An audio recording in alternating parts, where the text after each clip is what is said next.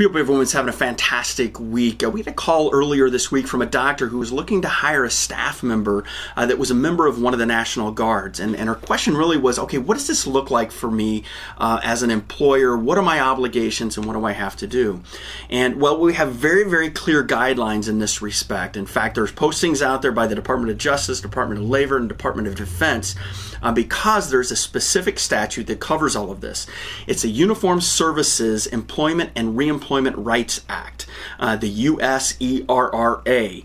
And that particular act governs how all of this looks. And in essence, what it says is you are not, as an employer, able to restrict someone from serving in a capacity. Now, it used to be just in those involuntary capacities where they're called up for duty, but now it covers both voluntary and involuntary. Now, if you're wondering, okay, does this really apply to me because we're a small office? And the answer is yes. You can have as few as one employee and it would still apply to you as an employer. So that's very important as well. Really, there's no escaping this statute and what happens within it.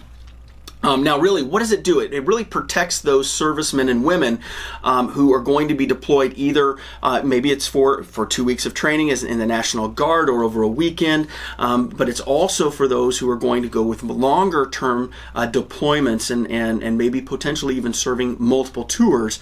And that's very important as well because what happens in this respect is you actually have to hold their spot. Now, that doesn't mean you don't have to, you can't hire someone to replace them in the meantime, but the requirement for employers to have that position at the level that they would be, as a matter of fact, had they continued to serve. So from a seniority perspective as well, that comes into play. But for most of our offices, it means that they're going to be able to retain and come back in a reemployment situation into your office, into that position. Now, what does that also mean? It also means that vesting, if you happen to have a retirement program, vesting is included in that process, and they have to continue to vest during that period. Now, this doesn't mean you have to continue to pay their health insurance benefits. However, it does require that you offer them the health insurance. Now, they would have to pay for it in full. In fact, they have to pay for it in full plus a 2% surcharge for you having to handle that. So at 102%, which is what the USERRA allows for that health insurance if you provide that for your employees. So yes, you have to hold their spot, even if the tour is long term, greater than 2 weeks, greater than a year. In fact, a total cumulative of 5-year period while they're employed with you, and that's important as well. Which means that they could serve multiple tours up to 5 years, and you would have to reemploy them when they come back. Now, of course, then this begs the question, potentially, what do we do then on the front end when we're hiring? Well, the Act specifically addresses that as well and doesn't allow you to discriminate based on their status as a National Guardsman or woman. And so whatever you do, don't choose not to hire someone because of that.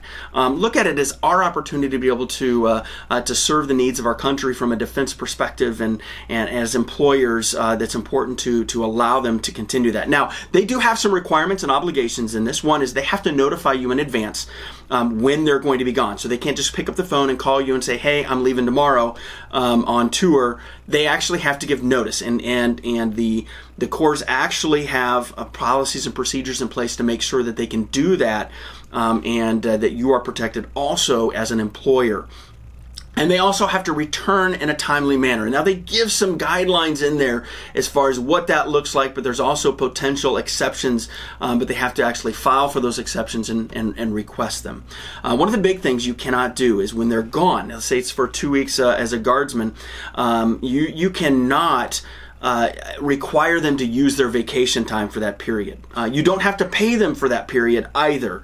And they could choose to potentially use their vacation time to make sure that they continue to receive the paycheck during that period, but you can't require them to use their vacation time. In fact, we would almost encourage you to not do that at all, because it could create some potential questions and challenges, and make sure you get it in writing if they choose to go ahead and take their vacation time during that during that period. But hopefully this gives you the information. Don't discriminate on either the front end or during the reemployment category once they return from serving our country.